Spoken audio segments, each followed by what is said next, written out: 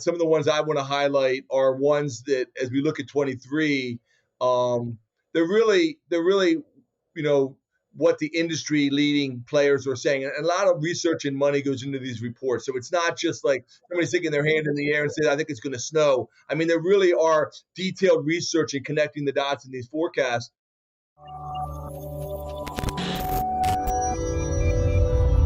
Hello, everyone. Welcome back to another episode of the 401 Access Denied podcast brought to you by both Cybery and Delinea.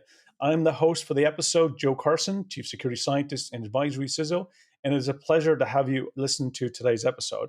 And I'm really excited because we've got another fantastic guest welcoming back again, and I'm joined by the amazing Dan Lohrmann. So Dan, welcome back to the episode and podcast again. It's so exciting. If you want to give the audience just a little bit of an introduction about who you are, what you do, and some of the exciting things you're doing in the industry. Yeah, thanks so much, Joe. It's always great to be on your show and really, really excited about this conversation today.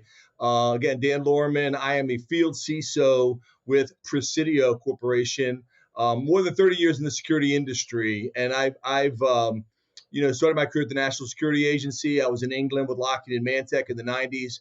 And then 17 years in Michigan government. So in Michigan, I was an agency CIO. Then I was first state CISO from all 50 states, actually, but first state CISO in Michigan, and became CTO in Michigan, and then CISO. So we moved to a physical cybersecurity merger in Michigan that we did in 2011 to 2014. And I led that effort and did a lot of great work in Michigan. Our team did a lot of great work. And then I moved to Security Mentor, was there for a few years. Now I'm with Presidio, and we're a world-wide cybersecurity solutions provider. We actually get involved in all aspects of technology, so digital transformation, other things. But obviously I focus on the cybersecurity practice and work with CISOs all over the U.S. and even all over the world, solving cybersecurity problems. And just love this topic of predictions every year. As you and I were just chatting about, every year I do a security predictions roundup. Not my predictions, but what is the industry saying, the top reports from around the world. And we're going to put that in the notes. So encourage people to go out there and see that. And we're going to talk about, what happened in 22 and what's going to happen in 23. Absolutely. And this is what, for me, it's always the thing. Sometimes we have to look back and just see what things were trending, what was significant, what was happening, what major incidents may have occurred. And it's always a good indicator just to see kind of, how we're doing. It's almost like a measurement. And I love when you put the report together and you put that kind of basically the blog and all the details. It's fantastic. And it's really good to for me, it's that consolidated perspective and all the trends and what people are thinking alike. And sometimes there's even the ones out there that are a bit stretched, the future predictions, but it's always good to get that perspective. I think it's always good to kind of sometimes get the ones that's a bit, out there in their own, but sometimes it, might be getting closer to reality. So it's great to have you back on. I'm really excited about the conversation today. And so definitely all the great work you're doing around the year-end predictions. Just for this year, is there anything significant that stood out? Any of the kind of trends in 2022 that was something significant that may have changed the future direction that we're going? That may have been something that we have, starting to, new threats that occurred. What specifically stood out in 2022 for you? Yeah, so I put together just last week a blog, and we'll link to this as well, a cyber review every year before I put out the prediction report. And so my headline this year was "The Year the Ukraine War Shocked the World."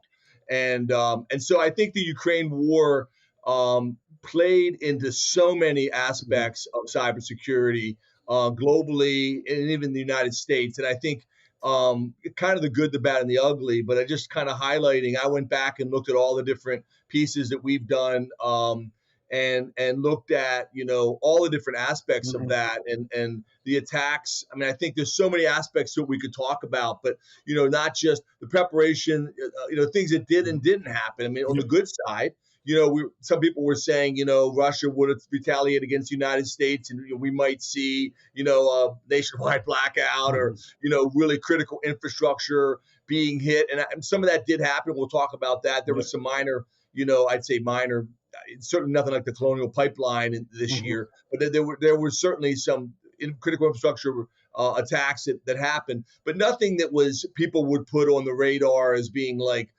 Russia Mhm. retaliated against the United States in cyberspace. But there were a lot of attacks that, it played out in a wide variety of ways. Mhm. And I think, we saw that in March when CISA came out with what we call the Shields Up Yeah. campaign. Yep. And you can go to CISA Shields Up. I think we've talked about that in the past, and some Mhm. great tips for organizations on how to protect yourself. If you haven't been to that website, go to the CISA Shields Up website, but kind of talking about those threats. But, a lot of fear around that and a Mhm. lot of attacks. I think, that led to, I'll just mention a couple of the things that, happened, the reporting mandates that came out in the Mhm. spring, that I think there's a lot of trepidation in Congress. The Republicans didn't really believe in necessarily having those reporting mandates. But when the Mhm. Ukraine war happened, all of a sudden it passed with almost unanimous, those Yep. reporting mandates in the banking sector. And I think, it's going to be going into lots of other sectors are Mhm. starting to see those as well. So I think that is a big trend. I think we have in July 22, I wrote a piece called Mhm. Attacks Against Critical Infrastructure Are Quietly Increasing. So while we didn't have any major attacks, we did have a lot of different types of attacks that hit some critical infrastructure in the Mhm. U.S. and around the world. Hacktivism, DDoS was a Yep. trend. Again, I think you could talk about record numbers, the surges, Mhm. 500% increase. I think we said between in the summer time frame and over certain months earlier this year. I'd love to hear your thoughts, Joe, whether that's continuing now, but a lot of people attributed that to the Ukraine war, Russia, Ukraine. NATO countries hit with unprecedented Mhm. cyber attacks. So when Montenegro got hit, Estonia got hit. Several countries that Yep. applied for NATO membership, like Finland, were hit. So Yep. you started seeing these, NATO attacks. I think, we could say lots more, but I think what happened in Ukraine clearly was the number one story, and the Mhm. spinoff from that. And I think that's going to play big into the world view of cybersecurity as we head into 2023. Absolutely, I completely agree. Of one of the predictions I had for from last year to this year was actually around the cyber war. I think I was a little bit off because I don't think in 20 I don't think we of course we had the war, but I don't think it was a cyber. I think there was cyber elements to it. Absolutely, I think I classified it much more when I look back in this year. I think it was much more of an information war that it was all about basically trying to the truth and trying to. There's a lot of disinformation campaigns. There was a lot of disinformation. So it was a battle of truth. I think this year was that information was basically at war, and therefore was really trying to determine. I think one of the challenges when I look back, and I think some of the significant things is about how the social media bubbles determines what you see. And I actually got to the point where this year I started realizing that when I look at the algorithms, when you have a lot of the social media platforms and you create your personalization profile, it starts to really just show you the things that you're interested in, Yeah. and it just reinforces your beliefs. And this really means that for me, I think social media platforms are starting, and those AI algorithms that's basically within these platforms are really starting to influence our education more than traditional education. Yeah. Our social media is starting to influence basically our ideology and how you learn and what you see to really kind of reinforce. So for me, I think that information wars and the disinformation campaigns and how those algorithms play to your beliefs. I think for me, that was I started to get a bit shocking about basically where the social media platforms are really determining you're basically, your mindsets, Yeah. how you see things. And rather than when we're in person, we might have different beliefs, but we can have debates and we have discussions around them. But social media doesn't allow for that to happen. Social media isolates you in these bubbles, and it really kind of stops you from seeing and having those debates.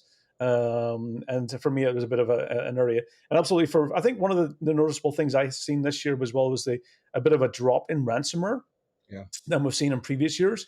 I think that was a notable decline. When I think about the drop in ransomware, it's not to say actually the ransomware financial demand, costs were still quite high and increased. So what the ransomware gangs are asking for, and I think it's also a bit on the decline of cryptocurrency valuation as well, has also influenced what the ransomware gangs are asking in regards to the actual ransom itself.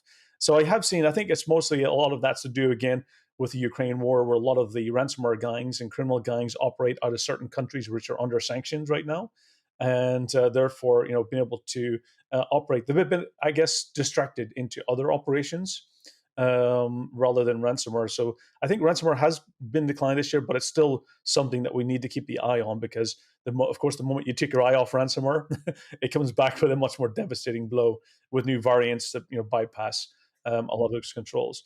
Hacktivism, absolutely. I think one of the things you notice is that people taking it into their own hands. And when they see or read something that they don't agree with, whether it being, Finland and Sweden deciding to join NATO, then of course, a lot of hacktivism and mercenaries taking things in. So I don't think a lot of the major attacks this year have been from state actors, but probably more from independent mercenaries who's gone and doing things on their own. So absolutely, there's a lot. Trying to remember which country had the major attack this year. I think was it Costa Rica. The country was actually taken out Yeah. from a ransomware. I think it was the. I'm trying to remember which gang it was. I'm just looking up here. Was it the Revel gang? I'm trying to remember. So Costa Rica had the ransomware attack this year and actually took out a lot of the government. Yeah. Was it? It was Conti. Yeah, Conti ransomware group. Yeah. So for me, I think that was a big notable attack, was the Costa Rican one, because literally their pension schemes and how they pay and do all the financial things were actually completely taken out and under ransom. So from a government, an entire country to be under a ransomware attack, I think that was also significant to see how that played out as well. So. They said in that attack itself, I mentioned that in my piece, and the $30 million each day that attack continued. So that was a huge impact that hit, and so yeah, I mean that was a big one. Yeah, absolutely. So I think for me, those are some of the noticeable things this year. I think also cyber fatigue is also increasing. What's happened is you've seen I think organizations have really taken new steps to try and, let's say, put new controls in place, whether it being multi-factor authentication or 2FA, in order to mitigate attacks. But what I've seen happen as well is the attackers look for ways around those. And what this year I've seen is the rise of social engineering. It's been around for a long time. It's been increasing. Social engineering has been something that's always been in the toolbox for attackers. But I think this year, they really started to take it on as a forefront. And we started seeing a lot of organizations who have MFA in place, but attackers using social media, or not social media, but social engineering to abuse cyber fatigue and just look for ways for people just to click yes and bypass a lot of those MFA. So I think we've realized that this year that MFA is not 100% protection, that it does actually, it does have a lot of good security controls, but you also, in addition to MFA, you really had to think about security awareness training as well, good practice and hygiene. You can't do these things alone without making sure you complement it with other types of security controls as well. Absolutely. I think, I agree with everything you said. I think I would say a couple things. I would put one or two caveats around ransomware. I do think the numbers were down overall. I do think there were some really notable big hits that still got some attention, especially around hospitals. I mean, the number of hospitals hit, the ransom demand in Paris, $10 million ransom demand. And they had one recently that was a couple months later where they literally had to shut down a hospital and they were moving patients to another hospital. And when those kinds of things happen, or, other major, whole health systems getting hit are huge deals. And, I think that the two top ones that were listed by one Security Magazine article that I referenced, I'll just mention these two big breaches. One in Australia, Medibank, which was 9.7 million data belonging to 9.7 million citizens, customers, past and present, including 1.8 million international customers were accessed. I mean, that's big numbers. And then the LA school district, Unified School District in Los Angeles, 500 gigabytes of information stolen. Second largest school district failed to pay an unspecified ransom on October 4th. and there's lots and lots of data, social security numbers, tax forms, legal documents, financial reports, et cetera, that was stolen. I mean, there were still a lot of big Yeah, stories out there. So yeah, while the numbers overall may be down, I mean, 21 was a huge year for ransomware. absolutely. I still think there were a lot of notable attacks that did get people's attention. Nothing that rose to the level of the Colonial Pipeline, maybe, or some of the Mm, things we saw in 21. yeah. But obviously, I think Ukraine did kind of suck the wind out of the room in many ways. But there's certainly a lot of big attacks that did Yeah. happen this year. And we're starting to learn also the costs of some of those attacks that happened in 2021 as well. We look at the Irish Health Services, which was also under the Conti attack as well. That the cost of that has been excess of 80 million euros, Yeah, which it shows you that this is for a lot of organizations and businesses and countries, it is devastating, and it does ultimately those ones comes out of taxpayers' money that ultimately have to fund those and to recover. So it is quite significant. One of the things also, I just kind of get your also thoughts around this year. I got really concerned. I think for me, probably the biggest one that I'm really concerned around is the advancements of deepfakes. yeah. It's been around for some time, and we've seen kind of different elements of it. We've seen where you can replace faces and audio, but I think this year, I think it really got to the point where you can look at a deepfake video from a real video side by side, and you can't tell the difference. We humans are getting to the point where the quality of deepfakes is so good that by your eye and your ears, you cannot tell the difference. You actually need some type of technology to go and look at the bits to see if there's some type of basically algorithm being used there to modify it. We can actually start looking at the bits and bytes itself. But for me, the advancement of deepfakes is getting to the really point where you can look at a video and it just looks like the real person speaking, exactly how they would, and manipulating that. What's your thoughts around deepfakes from a trend this year? Yeah, I totally agree, and that shows up in several of these Mm, reports too, and several vendors are talking about. I think when we see a presidential campaign mm, and a candidate or maybe a senatorial campaign. Obviously, this last year we didn't have a presidential campaign, but we see you know political campaigns or very public mm, figures being misrepresented. It's like, did Justin Bieber really say that, or did that senator really say that? Then quickly, something can come out in the press saying, this was a deep fake. That's one thing. But I think what people are starting to say, so I'm totally in agreement with you. What some people are now predicting as we head into 23 is that this is going to become more and more targeted. So it's going to, that now, that, my friends or your friends or, people at, your local, Rotary Club mm, or whatever, they now fake something. And those people, don't expect the local paper or the media or the national mm, press to say this is fake. So now it's getting really personalized. It's getting more focused. It's getting mhm, more, we could see that on a widespread level of trust level. So I do think, yes, they got more mm, sophisticated in 22.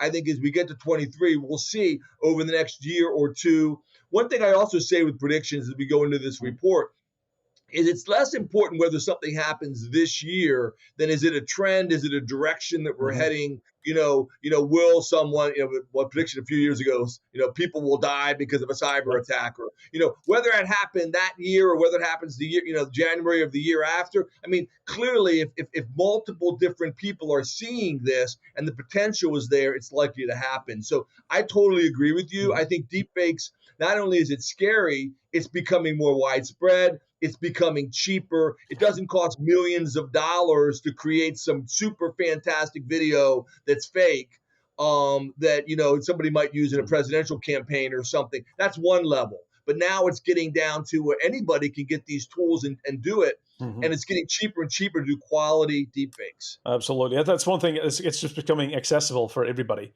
to go and Yep. do, and simply, I think one of my predictions for 2023 is around that the advancements of deepfakes will get to the point where it's not just about stealing your account or stealing your identity to an account or your Yeah. credentials. I see that deepfakes has the potential, with somebody pointing it to your social media profile, they could simply steal you.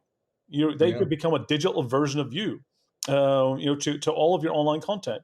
And if we don't put in the things today in order to make sure that we're context aware, that we know the original source, we know that there's enough solutions out there that can actually flag deepfakes quickly, that it has a potential of major things like, as once it gets into media. And then it gets to the point where you could say any video that was created in the past is a deepfake. And so it Yeah. becomes also deniability as well. That it means that you have a good reason for actually denying any type of video, even if it may be real, something real that you did, that there's a deniability as well. So it gives people that, say things that can have an easy way out. So for me, I think this is a big area of concern. I think it's a big area that we really need definitely a lot of emphasis and focus around. How do we do it with, is there does it need regulation? Does it need some type of responsibility that we need to all come together with, some standards or government corporations? For me, I think this is up there with, the potentials of AI. Deepfakes is in that realm. And that kind of brings me, one of the interesting ones, of course, in recent times has been ChatGPT, which has also been an interesting one. I've seen some interesting peers of mine playing around in interesting ways, and it can also become, get to the point where it can actually, help you identify how to hack in the best ways as well. So it's been interesting seeing some of the interesting conversations.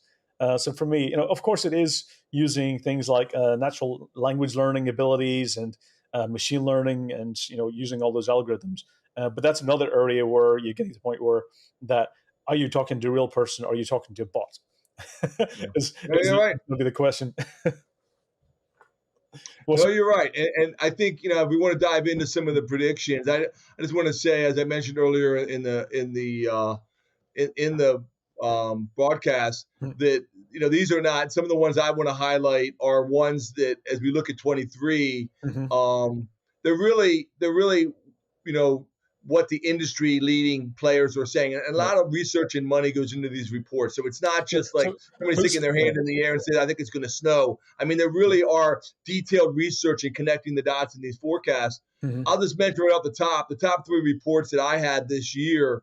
And I have a methodology for this. We can talk about that if you want to go there, Joe. But Trend Micro, again, top-notch report, detailed report with, and one of the things they do, literally, it's over 100 references. So you can dig into the detail. How did they come to this conclusion? Why did they say this is going to happen? And then, go read 3, 4, 5 reports backing up.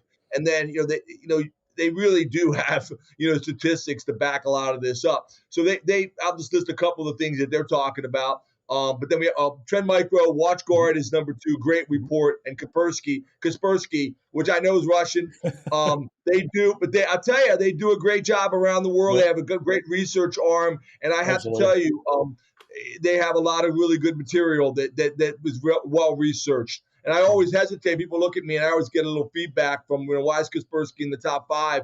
But, it's good. It's good material. It's a good read, whether you agree with everything or not, or they come from a different point of view. I like to get different points of view on different things. So, but back to Trend Micro, just a few of the items. Shape-shifting ransomware business models will become a bigger avenue for data theft and blackmail. And some of these, I'm just going to run off these predictions. There's pages of details on what do they mean by that and how does that work. And, I encourage people to go to the reports and read it. Inconsistent applications of cloud technology. We heard enterprises' adoption of new tools increase. So again, cloud hacks, a lot of messages, a lot of themes around cloud, people moving data to the cloud. We all keep hearing this, but cloud, it's people process technology and cloud misconfigured cloud services, people putting things in the cloud. Well, it's with Google, it's with Microsoft, it's with Amazon, it must be safe. Well, maybe, then they do have great services, and I'm not knocking them, but it does come down to how you configure things and what you do as a company to protect that data. The enterprise perimeter will expand into the home. We heard that a lot, during, quite frankly, during COVID. So that's not a whole lot new. Some of these have been trends we've seen for a couple of years. You mentioned social engineering, totally a big thing. Social engineering is an evergreen threat. BEC, which is business email compromise, and deepfakes will take new forms. Exactly what you're saying. That was one of theirs. Number 5, I'll give you 4 more here real quick from Trend. You can give me some feedback. We go through a couple more of these. But the hype surrounding digital novelties like NFTs and Metaverse will keep waning. But the blockchain technology on which they are built is going to be where the real action is. So that's a really interesting one to read about. What do they mean by that? Even if NFTs and Metaverse don't become big this year or 23, what about blockchain and how is that going to be attacked? Attackers will further capitalize on vulnerabilities and intrude through overlooked attack surfaces like open source software. So again, that whole lifecycle support, Supply open chain. source software, big one. Two more, industrial entities will top off their tech stack, but struggle to keep up with staff shortages and vertical regulations. So again, the whole talent issue, how that plays into the recession. If we have a worldwide recession, what does that look like with pay and tech and talent? A lot of talk about that. And then last one here, enterprises will veer away from point solution approaches and go to more platforms, less vertical. I need the best product, but it's getting too complex. And I'm hearing that a lot. CISOs, if they have 40 tools, they want to get to 20. If they have 80 tools, they want to get to 40. People want to right size their tool set. So those are just the top 8 with Trend Micro, and I'd love to hear your thoughts on those, Joe. Oh, absolutely. I think for me, it's very enlightening because they're all, absolutely. I completely agree with all of them. Every single one of them is spot on. We might have different terminologies. I think, for me, absolutely, the remote working side, the perimeter of organizations is extending into the home. That's one of the things I've said. One of my kind of mentions is that people's homes are becoming an extension of the office. And actually referring to it, we've now went from bring your own device to bring your own office. Employees' offices or home offices is almost like a mini cloud of the organization's extension.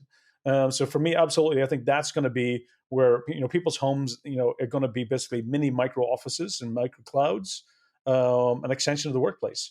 And it means that how we manage the old traditional way is going to have to evolve, because we can't expect organizations to manage your home network. It's not going to happen. They're not going to be able to secure it. So there has to be different ways of where that security starts and stops. Absolutely, the workforce, I think that's a real big one.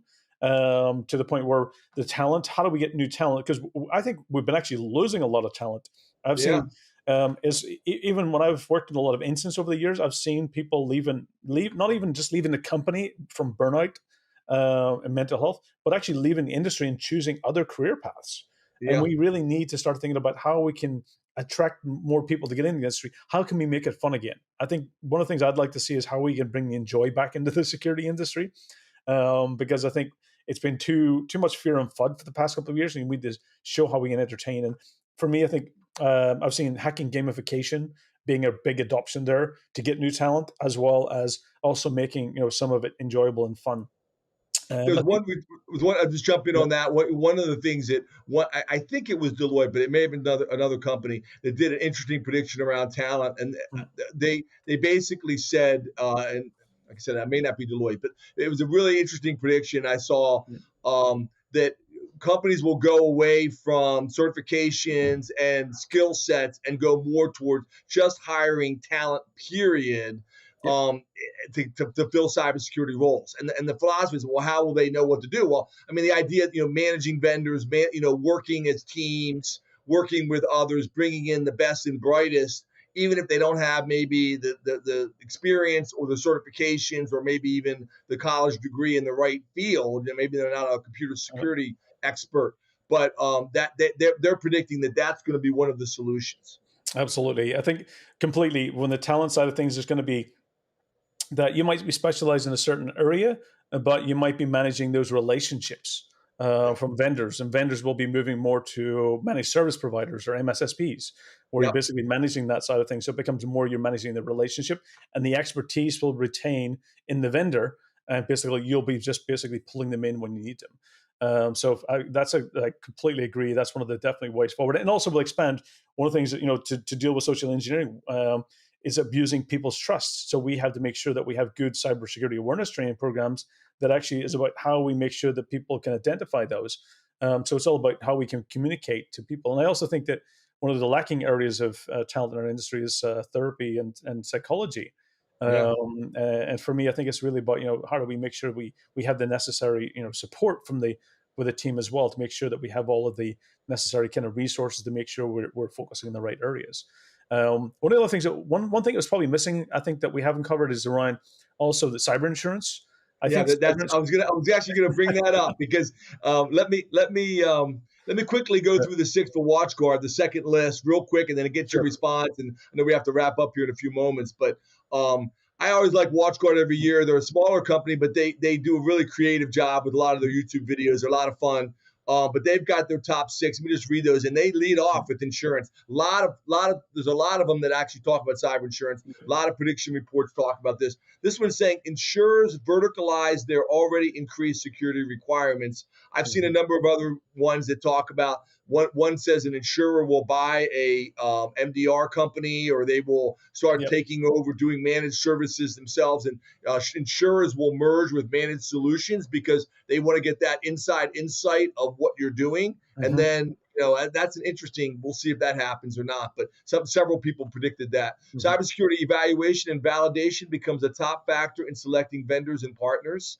The first big metaverse hack affects a business through new productivity use cases. That's an interesting one. That's an interesting one. It was, yeah, definitely interesting. And I think another one here, MFA.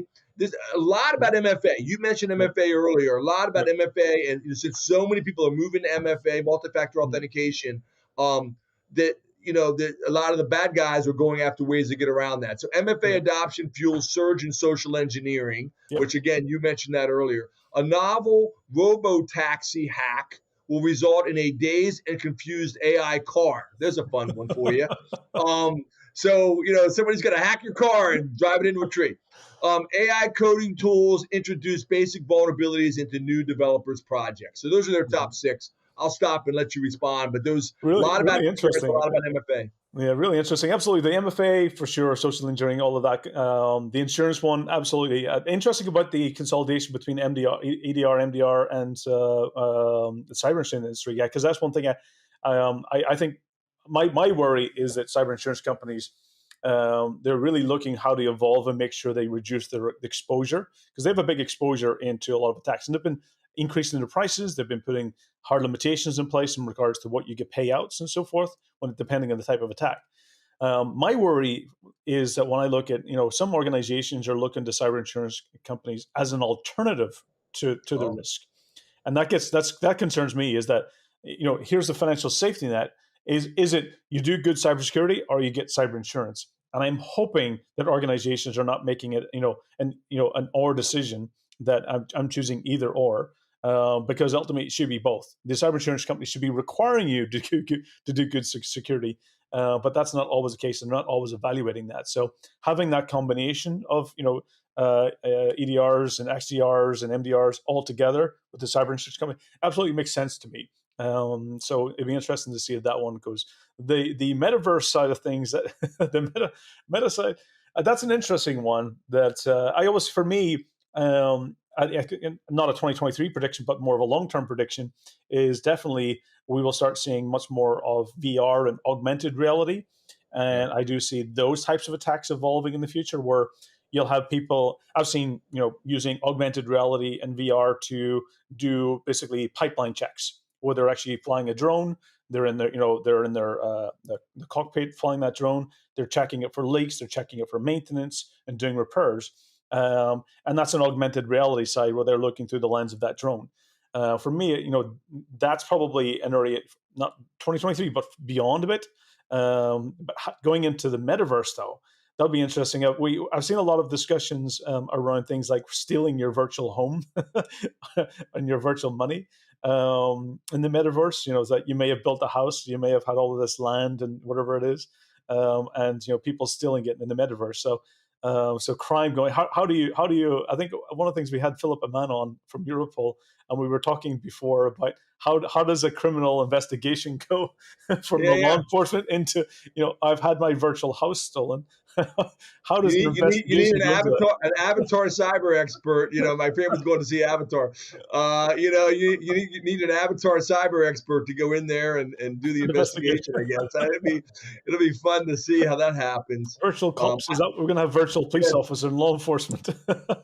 Something like that. Yeah, absolutely. So I know we don't have any more time. We're out of time. But I do like some of the Kaspersky ones, and the whole list is great. I encourage you to go read it. But they talk about the next WannaCry. They talk about mail servers becoming priority targets. Um, Interesting ones. A lot about space. There were a lot of predictions about space last Mm, year. yeah. Space getting hit. There's actually some headlines recently about the U.S. space program maybe getting hacked, and so how much of that is real or not? I mean, I think there's different arguments out there right now, but there's talk about that. There's a lot Mm, about hacking drones, yep. hacking satellites. And then this is what is SIGINT delivered malware. Signals intelligence for those in the NSA community and the three-letter agencies. That's a little spy novel, Yeah. So kind of we have trailer seen, for yeah, you. we have seen it Um, being, yeah, we have seen like you know the basically the buildup of ransomware, being embedded within a spreadsheet, and then there's a mathematical algorithm, a macro that will bring it together in all of those different fields and forms, and to be hidden in forms. So there is, I mean, but putting it in signals intelligence, that'd be pretty impressive, especially if it comes from different sources and it accumulates in a central location. That would be interesting if that was possible. I've seen data been moved between things like playlists.